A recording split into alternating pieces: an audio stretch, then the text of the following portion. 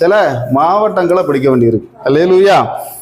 அப்போ மேல் வீட்டு அறையிலேயே அன்னைக்கு ஒரு 120 வரை கொண்டு ஆண்டவர் வச்சிருந்தாரு அப்படின்னு சொன்னா அதுக்கு ஒரு முகாந்திரம் உண்டு. சிலதுகளை எல்லாம் வெட்டி பிடிக்க வேண்டியது இருந்து.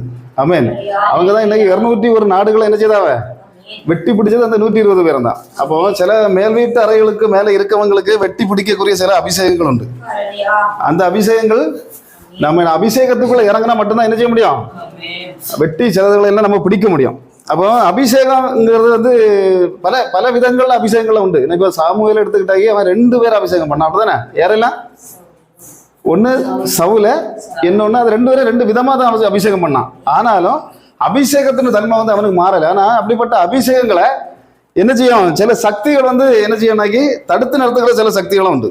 பயங்கரமான அபிஷேகம் உள்ளவனாலையும் என்ன செய்யும், அதை தடுக்க முயற்சி பண்ணுகிற பிறகு எசபேல் என்கிறவ அவளுக்கு ஒரு ஆவி இருந்து, எசபேலின் ஆவி, அது பைபிள் தொடக்கத்துல இருந்து முடியது வரைக்கும் போராடுகிற ஒரு ஆவி, அது வெளிப்படுத்தின விசேஷம் வரைக்கும் இந்த எசபேலின் ஆவி உண்டு.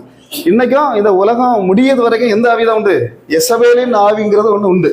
அப்ப அந்த ஆவி என்ன செய்யும் அப்படின்னு சொன்னா பாருங்க, ஒதுங்கி நின்று மார்கன்னு போட்டு தான் பார்க்கும். எங்க நிற்கும், ஏதோ ஒரு ஜன்னல்ல நட்டு அப்படி மார்கன்னு போட்டு பார்த்துட்டே நிற்கும்.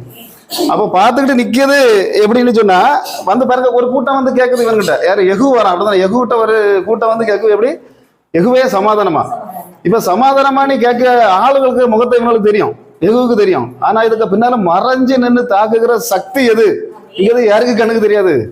அவன் எவ்வளவுதான் அபிஷேகம் உள்ளவனா இருந்தாலும் அவனுக்கு கண்ணுக்கு என்ன தெரியாது, இது மறைஞ்சு நிற்கிற சக்தி எதுங்கிறது இவனுக்கு தெரியாது. பாருங்க, இந்த மறைஞ்சு நிற்கிற சக்திக்கு உத்தேசம் வந்து ரோட்ல போறவனையோ இல்ல மாங்காய் பறைக்க போறவனையோ ரோட்ல கொடுத்து உறங்குறவனுக்கு மேல இருக்காது. இதுக்கு உத்தேசம் என்ன அப்படின்னு சொன்னா, யெகூ வாரது எதுக்குன்னு அறியணும்.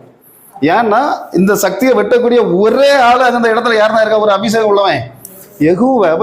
அபிஷேகம் உள்ளவனை வெட்டுகிற சக்திகள் எங்க உண்டு உண்டு பாருங்க. அதே மாதிரி ஒரு தெரியலாவரி சக்தி, இந்த சக்தியும் ஒரு பயங்கரமான சக்தி. இப்போ பார்த்தா இந்த இவன் ஒரு சிங்கத்தை அப்படிதானே சும்மா அப்படி வரும்போதே இடையில ஒரு சிங்கம் வந்து புதருக்குள்ள இருந்து ஒரு சிங்கம் வந்து, எங்க புல்லுக்குள்ள இருந்து எனக்கு சிங்கம் வருமா? சிங்கம் வராது. சிங்கம் வரதெல்லாம் எங்க இருந்தா வரும், அது ஒரு பெரிய காட்டுக்குள்ள இருந்து வரும், பெரிய பெரிய குகைக்குள்ள இருந்து வரும். பாருங்க, ஒரு புதருக்குள்ள இருந்து வரும், அதே ஒரு பெரிய அதிசயம். அதுக்குள்ள இருந்து வரது இவன் என்ன பண்ணி, நான் தினத்தந்தி பேப்பரை கிழிச்சு போட்ட மாதிரி தகவலை கிழிச்சு போட்டான். அவனுக்கு அபிஷேகத்தை நம்ம பார்க்கணும். பாருங்க, 300 நரிகளை மத்தியானத்துக்குள்ள, ஃபுல் டைமும் கிடையாது, மத்தியானத்துக்குள்ள என்ன பண்ணான், 300 நரிகளை பிடிச்சி அதுக்கு வாயில கட்டி கொளுத்தி விட்டான். பெரிசிறன் பட்டளமும் சரி பட்டளங்களும் சரி என்ன செய்யுது, வயல்கள் எல்லாத்தையும் அது கொளுத்தி போட்டு. அப்போ அப்படி கொளுத்தி போடக்கூடிய ஒரு வல்லமை இருக்கணும். பாருங்க, அவனுக்கு சாதாரண ஆள் இல்லை. பாருங்க, அவன் என்னன்னா இப்போ அந்த ஒரு காசா யுத்தத்துல நடந்த யுத்தத்துல பாத்தீங்கன்னாக்கி ஒரு 1.5 மணிக்கூர் நேரம் மிசைல் வச்சு அடிச்சான். என்னத்தை வச்சு அடிச்சான், மிசைல் ஏவுகணை. இதெல்லாம் வச்சு அடிச்ச பிறகு 1.5 மணிக்கூர் அடிச்ச பிறகு செத்தது வரும் 500 தான். இவன் ஒத்த தாடை எலும்போது எத்தனை தடவை அடிச்சான் அடின்னா, அப்படிப்பட்ட அடி, அவ்வளவு அடி அடிக்கிற அபிஷேகம் அவன். அப்படிப்பட்ட அபிஷேகம் தான் ஒரு ஆண்டிக்கு மடியில போய் படுத்து கிடந்தான். அப்படிதான் படுத்து கிடந்தவன் எப்படி, அவளுக்கும் அப்படி இல்லை. இவன் எப்படி இன்னும் வயல வந்தானா, அவள பஸ்ல வந்தானா, இதெல்லாம் ஒன்றும் இவளுக்கு காரியம் இல்லை. இவளுக்கு காரியம் எல்லாம் என்னது, இவன் வீடு வச்சிருக்கானா, இல்லை இவன் ஏதாவது ஏக்கர் கணக்கில் சொத்து வாங்கி வச்சிருக்கானா, இவன் நடந்து வந்தானா, சைக்கிள்ல வந்தானா, அதெல்லாம் ஒன்றும் பிரச்சனை இல்லை. இவளுக்கு என்னன்னா உன் சக்தி எங்க இருக்கு, அந்த சக்தியை பிடிக்கணும், அந்த சக்தியை கணக்கு பண்ணி அடிக்கணும். அல்லேலூயா. அப்ப பாருங்க, இப்படி சக்திகளை நோக்கி அடிச்சு தகர்க்கக்கூடிய என்னது உண்டு, சில ஆவிகள் உண்டு. இந்த ஆவிகளை வந்து இன்னைக்கு பாருங்க ஆண்டவர் சொல்றாரு, நான் தகர்த்து போடுவேன். அல்லேலூயா. அப்ப ஒரு வசனத்தை வாசிக்க பார்க்கலாம். மத்தேயு 8:1-2-3 வசனங்கள்.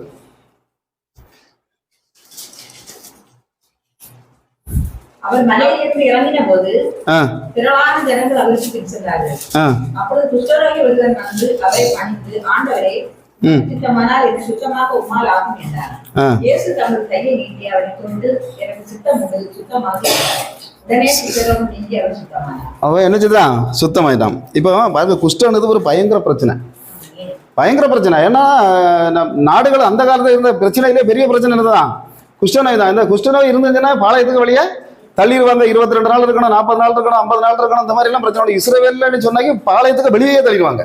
அப்படி நிறைய பேர் குஷ்டத்துக்குள்ளேயே வெளியே இருந்த சரித்திரங்கள் எல்லாம் இதுல உண்டு. இன்னைக்கு பாருங்க, எந்த நோய் வந்தாலும் நம்ம என்ன பண்ணுவோம், டாக்டர்கிட்ட போவோம், இல்லைன்னா ஆஸ்பத்திரி போவோம், இல்லைனாக்கி மெடிக்கல் காலேஜுக்கு போவோம், அப்படிதானே? ஆனா நாம என்ன சொல்றோம்னாக்கி, முதல்ல எங்க வரணும், ஆண்டவர்கிட்ட வரணும். ஆண்டவர் எங்க போகணுங்கிறத அவரு காட்டுவார். அதுக்கு மேல அவரு கொண்டு போகக்கூடிய இடம் எப்படிப்பட்ட இடமா இருக்கும், மெடிக்கல் காலேஜா இருக்காது, ஆஸ்பத்திரியா இருக்காது. அல்லேலூயா. அதைத்தான் நம்ம சொல்றோம். பாருங்க, இந்த யாருமே நெருங்க முடியாத இந்த ஒரு நோய் உள்ளவனை பிடிச்சி ஆண்டவர் என்ன செய்யாரு, தொட்டு அவர் என்ன ஒரே வார்த்தை தான் சொன்னாரு, சித்தம் உண்டு சுத்தமாக. இன்னைக்கு அதே ஆண்டவர் சொல்றாரு, சித்தம் உண்டு சுத்தமாக. சில பேர் என்ன இங்க வந்திருக்க சில பேர் என்ன பண்ணுவீங்க, சித்தம் உண்டு. இப்ப என்ன பாருங்க, கையை நீட்டினாலே ஒரு சுகம். ஆண்டவர் கை நீட்டினா ஒரு சுகம் கிடைச்சுன்னா, ஆண்டவருடைய அபிஷேகம் பெற்ற நாம ஒரு இடத்துல போய் கை நீட்டினா சுகம் கிடைக்குங்கிறது தான் உண்மை. அல்லேலூயா. பாருங்க, இன்னைக்கு மனுஷனுக்கு ஆவிக்குரிய மனுஷன் உண்டு. என்ன மனுஷன் உண்டு? ஜட மனுஷன். ஜட மனுஷன் என்னது? உலகபூர்வமான மனுஷன். அப்போ இந்த ரெண்டு மனுஷனா இருந்தாலும் இன்னைக்கு பாருங்க, நோய்ங்கிறது யாராதான் கூடுதல் தாக்கு? ஆவிக்குரிய மனுஷன் தான் அதிகம் தாக்கு. ஏன்னா பாருங்க, எந்த இடத்துலையும் பாருங்க, மற்றவங்க எல்லாம் நல்லா இருப்பான். இந்த ஆவிக்குரிய மனுஷனுக்கு வந்து கிடைக்கக்கூடிய பயங்கரமான வியாதிகள் அது எதனாலங்கிறத வந்து முதல்ல கண்டுபிடிச்சு, அதை சும்மா ஒரு நோயை தகர்க்கிறது இல்ல ஒரு காரியத்தை நம்ம விட்டு வெளியே வர்றதுங்கிறது வந்து சாதாரணப்பட்ட விஷயம் இல்லை. இதுக்கு தொடக்கம் எங்கன்னு பிடிக்கணும். முதல்ல இதுக்கு பேஸ்மெண்ட் எது? அல்லேலூயா. இது எங்க இருந்து ஏவப்படுகிறது? இந்த எசபேலின் ஆவி எங்க இருந்து ஏவப்படுது, எங்க இருந்து வருகிறதுன்னு தெரிஞ்சாதான் இந்த யோவுக்கு என்ன பண்ண முடியும், கீழே தள்ள முடியும். அதனாலதான் அவன் கேட்டாரு, யார் அங்கன்னு கேட்டோன்னு 10 பேர் வந்திருந்தான். என்ன ஐயானிட்டு பாருங்க, அது இவ்வளவு பிடிச்சி கீழே தள்ளு, இவன் போவேல யாரை, அந்த தொடக்கத்தை பிடிக்கணும் முதல்ல. அல்லேலூயா. அதுதான் என்னது அப்படின்னு சொன்ன பாருங்க. இன்னைக்கு பாத்தீங்கன்னா சும்மா போ பிசாசை சொன்ன பிசாசு பேருமா திட்டு விளையாட ஒரு சர்ச்சில் பிரசங்கம் பண்ணிட்டு இருந்தா அந்த பாசு சொன்னாரு, போ பிசாசை. இதோட இந்த பிசாசை நம்ம எங்க விட்டு விளக்கம், திட்டு விளைய விட்டு நம்ம விளைக்கிறோம். அடுத்தது பாருங்க, அடுத்த பூதப்பாண்டி அடுத்த வாரம் சர்ச்சில் அங்கேயும் அதுதான் எல்லாருமே சொல்லக்கூடிய வார்த்தை தான். அந்த பூதப்பாண்டி சர்ச்சில் என்ன சொல்லாங்க, பிசாசை என்ன பூதப்பாண்டி ஏரியா விட்டு விளக்கும். அதுக்கடுத்து தோரங்காட்டில் ஒரு பந்தய சர்ச்சில் பிரசங்கம், அங்கேயே அதே வார்த்தையை தான் சொல்றாங்க. எப்படி தோரங்காட்டு பகுதியோட பிசாசை துரத்துறோம், பிசாசை துரத்துறோம். பிசாசு கிட்ட சொன்ன உடனே பிசாசு இறங்கி ஓடி போகிற ஆள் ஒன்றும் இல்லை. எப்படி நாய் மாதிரி சும்மா ஒவ்வொரு பஞ்சாயத்து விட்டு பஞ்சாயத்தோட ஓடி போகிற ஆள் ஒன்றும் இல்லை. அவனுடைய தொடக்கம் என்னதுங்கிறத அவன் நம்ம காண்டு அடிச்சா மட்டும்தான் என்ன செய்ய முடியும், அவனை வந்து நாம. அல்லேலூயா. இந்த இடத்துல பாருங்க, குஷ்டரோகம்ங்கிறது மட்டும் இல்ல, என்னன்னா எந்த நோயா இருந்தாலும் சரி, ரோட்ல போறத பிடிச்சு உள்ள இழுத்து போடக்கூடிய ஆட்கள் உண்டு. எப்படி ரோட்ல போகக்கூடிய சும்மா கிடக்க வியாதிகளை பிடிச்சி உள்ள இழுத்து போடுகிற நிறைய பேர் உண்டு. ஏன்னா சில பேருக்கு வந்து தன்னால சில வியாதிகள் வருது, சில பேரை ஆண்டவராட்டே கொடுக்குறாரு சில வியாதி. இவனுக்கு இந்த வியாதியை கொடுத்தாதான் இவன் என்ன பண்ணுவான், திரும்ப நம்ம இதுக்குள்ள வருவான். அப்படி கொடுக்குற வியாதிகள் உண்டு. ஆனா சும்மா ஒண்ணுமே இல்லாம ஆண்டவரும் கொடுக்காம பிசாசம் கொடுக்காம ரோட்ல போறத பிடிச்சி உள்ள போட்டு இழுத்துக்கு போடுகிற ஆட்களும் உண்டு. அப்படி பார்த்தா பாருங்க, அன்னைக்கு ஒருத்தர் வந்து ஒரு சர்வேசன் ஆர்மி சர்ச்சில் பிரசங்கம் பண்ணிட்டு வெளியே வரும்போது வந்து கேட்டாரு, ரொம்ப பசிவியா இருக்கு, பார்த்தா ஆளு ரொம்ப பக்கா டீசெண்டா இருக்கு. நானும் நிதிஷம் மட்டும் தான் போயிருந்தோம். பக்கா டீசெண்ட் நல்லா இருக்காரு. அப்போ எனக்கு பசிக்குது தம்பினாரு. அப்போ என்ன பசிக்குதா, அப்போ என்னத்தினால அப்படின்ட்டு வெளியே வச்சு கேட்கும்போது சொன்னார், 2 பிள்ளைங்க, ஒருத்தன் பெங்களூர்ல இருக்கான், ஒருத்தன் வெளிநாட்டில் இருக்கான், ரொம்ப நல்ல நிலைமையில தான் இருக்கான். ஆனால் எனக்கு வந்து பசிக்கு யாருமே ஒரு சாப்பாடு கஞ்சி கூட ஊற்ற மாட்டேங்கிறாங்க. அப்போ என்ன காரணம்னா, அவன் கரெக்டாக அந்த ஆள் சொல்றாரு, ஒரு காலத்தில் இவர் எங்கே வேலை பார்த்துருக்காரு, மூணார் பகுதியில் வேலை பார்த்துருக்காரு, எஸ்டேட்டில் வேலை பார்த்த போது அங்கே என்ன நடந்திருக்கு அப்படின்னு சொன்னால், அந்த இடத்துல வந்து ஒரு நிறைய குடிசை போட்டுட்டு கொஞ்சம் அந்த பழங்குடி மக்கள் அப்படி தான், பழங்குடியில் காட்டுவாசிகள் இவங்க அதுக்குள்ளே இருந்து வாழ்ந்துருக்காங்க. அப்போ அந்த எஸ்டேட் ஓனர் ஒரு நாள் சொல்லியிருக்காரு, நீ என்ன பண்ணணும், இது அவ்வளோத்தையும் அடிச்சு வெளியே விரட்டிக்கணும். இது வெளியே விரட்டி ஒரு 10 நாள் 15 நாள் டைம் கொடுத்துருக்காரு. ஏன்னா இவன் தான் அதுக்குள்ள இன்சார்ஜ். இப்போ இந்த ஆளு சொல்லியிருக்காரு, எல்லாத்தையும் அடிச்சு நீ என்ன வெளியே விரட்டிடணும். அப்போ இவர் போய் சொல்லி பார்த்தாரு. கொஞ்சம் 1-2 குடும்பங்கள் போயிட்டு 1-2 குடும்பங்கள் போகலை. அப்போ இன்னைக்கு தீயை கொளுத்திடணும், என்னத்தை கூடாரத்தை கொளுத்தோன்னு போனாரு. போகிற டைமில் அங்கே என்னது ஒரு பொம்பளை இருக்கு, லேடி இருக்கு, புருஷனா இல்லை ஒன்றும் இல்லை. அந்த பொம்பளை கொஞ்சம் வயசு தான், ஒரு 50 வயசு தான் இருக்கணும். ஆனால் அந்த டைமில் ஒரு சின்ன பிள்ளை இருக்கு, அவங்க பேத்தியா. அந்த பிள்ளை வந்து அடுப்பில் கஞ்சி வந்துட்டு இருக்கு. கஞ்சியா என்ன பண்ணாரு இவரு. அப்போ அந்த பொம்பளை சொல்லிச்சு, கஞ்சி ஒன்றையும் குடிச்சிட்டு நாங்கள் வெளியே எல்லாத்தையும் சாந்து அள்ளி கட்டிட்டு போயிடும் ஐயான்னு சொன்னோன்னா, காலை மடக்கி ஒத்தாட்டி எதை பானையா. ஆமாம். அப்போ அவன் ஒரு வார்த்தை சொன்னான். என்ன சொன்னான்னாக்கி, நீ என் பிள்ளை இன்னும் எப்படி பசியா போவோம், அதே மாதிரி அந்த பசின்னா என்னடி நீ அறிவா அப்படின்னு சொன்னான். அன்னைக்கு பிடிச்ச ரோகம் தான் எனக்கு எது, இந்த பசியின் ரோகம். இன்னைக்கு வரைக்கும் என் பிள்ளைகள் சாப்பாடு போடல. அதாவது ரோட்டில் போகிறத என்ன செய்வான், சிலவன் பிடிச்சி உள்ள போட்டுருவான். அப்போ இப்படிப்பட்ட பாருங்க, வேற ஒன்றும் இல்லை. இப்போ இடையில இன்னொரு சம்பவம் நடந்தது. இப்போ சல்வேஷன் ஆர்மி சர்ச்சில் முதல்ல ஒரு வருஷத்துக்கு முன்னாடி ஒரு சர்ச்சில் நாங்கள் பிரசங்கம் பண்ணிட்டு, அது சல்வேஷன் ஆர்மி சர்ச் சிஎஸ்ஐ சர்ச்சில் பிரசங்கம் பண்ணிட்டு வெளியே வந்துட்டோம். அப்போ பாஸ்டர் வந்து வெளியே வந்துட்டு அழுதது என்ன சொன்னாருனாக்கி, ஒரு வார்த்தை சொன்னார். சின்ன கண்ணில் லேசாக ஒரு கண்ணீர் வரும்போது ஒரு வார்த்தை சொல்றாரு. ஏதாவது இந்த வார்த்தை என்ன, நீங்க பேசின வார்த்தையை நான் பேசியிருப்பேன், என்ன கொன்று போட்டிருப்பான் அந்த சர்ச்சில், ஒன்று போட்டிருப்பானுவன். அந்த மாதிரி நீங்கள் இந்த வார்த்தை இப்படி குத்துன்னு குத்திட்டு போயிருக்கீங்க அப்படின்னு நான் சொன்னேன். எந்த குத்துக்கு வரல, நான் வந்து வசனத்தை ஆண்டவர் தந்தாரு, அதை வந்து பேசிட்டு போனேன், அவ்வளோதான். அப்போ அப்படியே போயிட்டு ஒருத்தர் ஒன்றும் சொல்லலை. இப்போ பாருங்க, அடுத்த ட்ரிப் அதே சர்ச்சுக்கு போடாங்க, 2 சர்ச்சுக்கு சேர்த்து எங்களுக்கு போடாங்க. நாங்கள் நானும் ரைட்டுன்னு சொல்கிறவரை 2 பண்ண மாட்டோம், 2 சர்ச்சுக்கு போகிறோம். அவர் சொல்லியாரு, முதல் பிரசங்கம் நான் பண்ணுறேன், அடுத்த சர்ச்சில் நீங்கள் பிரசங்கம் பண்ணுங்க அப்படின்னு சொல்லிட்டு இருக்கும்போது, அவர் பிரசங்கத்தில் நிற்கும் போதே சொல்றாரு, எனக்கு டைம் அவருக்கு நேராக போட்டு இழுத்துட்டே இருக்காரு. 1 மணிக்கு மேலே பிரசங்கம் பண்ணிட்டு இருக்காரு. டக்குனு போய் கண்ணை கேட்டேன், நீங்கள் போங்க அடுத்த சர்ச்சுக்கு போயிருங்க அப்படின்னா, உடனே இளவி வண்டி எடுத்துட்டு நேரம் அங்கே வந்தாச்சு. இங்கே வந்தோன்னா அதில் ஒருத்தர் நிற்கிறான், புல்லெட்டில் நிற்கிறான். வந்து இறங்கிட்டு சொன்னா, பிரதர் நீங்கள் தான் வருவீங்கன்னு நான் எதிர்பார்த்தேன். அப்போ சரி என்னன்னு கேட்ட போது அவர் ஒரு வார்த்தை சொன்னா, இல்லை அன்னைக்கு நீங்கள் பேசுனீங்க, அது நல்லது, அழகாக தான் பேசுனீங்க. என்னன்னா அந்த மாதிரி போட்ட 1-2 வார்த்தைகளும் சில லிஸ்ட்டு தான். அல்லேலூயா. என்ன லிஸ்ட்டு? கொஞ்சம் லிஸ்ட்டு. அந்த லிஸ்ட்டுகள் இப்படி இந்த மாதிரியெல்லாம் பேசண்டா, வேற எதை வேணாலும் பேசுங்க அப்படின்னு. அப்போ நமக்கு எனக்கு பயம் கொடுத்துட்டு என்ன தேவையில்லாமல் பேசணும்னா ஒருவேளை சபையை சத்தம் போட்டுருவான் எழுப்பினு. ஏன்னா இவன் அப்படி பார்த்தா ஆள் அப்படி தான் இருக்கான்.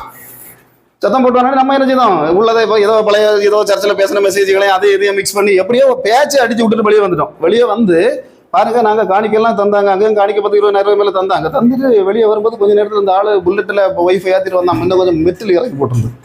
மெட்டில் அந்த பக்கத்து வீட்டு காங்கிரீட்டுக்கு அந்த மெட்டிலுக்கு மேலே வண்டி ஏறினதில் சரக்கு விழுந்து மண்டையில் இந்த இடத்துல அடிபட்டு கீழே விழுந்தவன் ஓரமே இல்லாமல் விழுந்துட்டான்.